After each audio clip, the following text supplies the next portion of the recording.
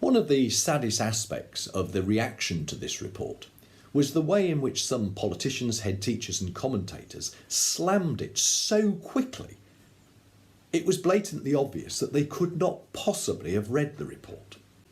Since the report identifies family circumstance as being a far more important factor in a young person's development than his or her ethnicity, it is therefore a logical conclusion that for some of our most deprived children, the extended school day could bring many benefits.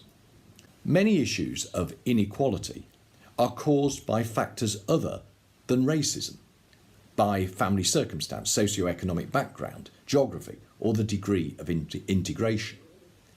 It's therefore wrong, not to say dangerous, to glibly ascribe all issues to racism or to white privilege.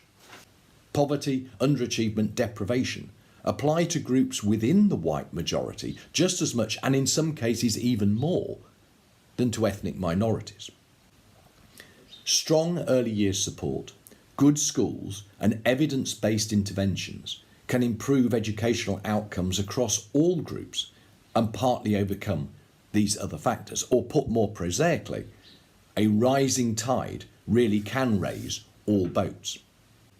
What the report does do is to highlight the phenomenal optimism and success amongst so many groups in society. Why are those who slam this report so upset by the knowledge that in core GCSE subjects, white British pupils are outperformed by black African children, significantly so by Chinese and Indian children?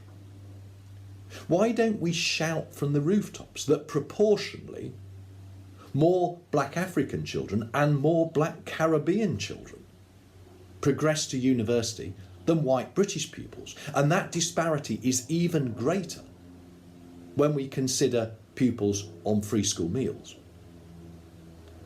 Britain is far from perfect, but it has changed over the last 50 years.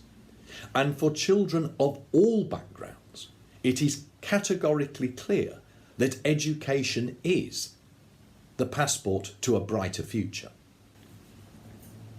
Every child needs a disciplined and structured environment in which to grow, and that is especially true for children who have an unhappy home life. School must teach right from wrong, and that must include sanctioning those pupils who do wrong.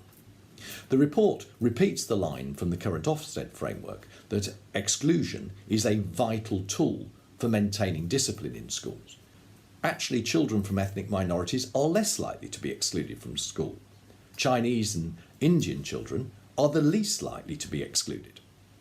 Now, of course, there remains a disproportionately high number of exclusions amongst black Caribbean children, though interestingly not amongst black African children.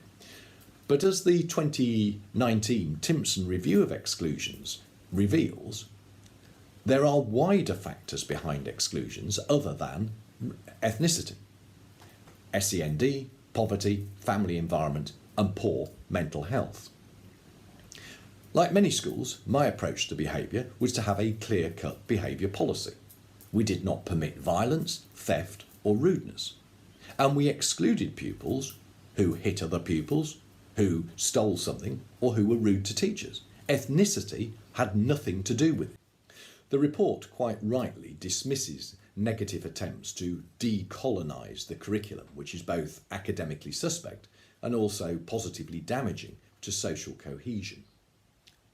Living in Britain and being British are the two things that unite us all, so it's essential that youngsters understand the society in which they live. No, that doesn't mean we stop teaching about the slave trade, the first passage, the middle passage, and the wickedness that was the practice of slavery. But we add to that traditional curriculum the much more positive making of modern Britain, and show how the Commonwealth and local communities influenced what we now know as modern Britain. Equally interestingly, the report also calls for more emphasis to be placed on traineeships and on apprenticeships.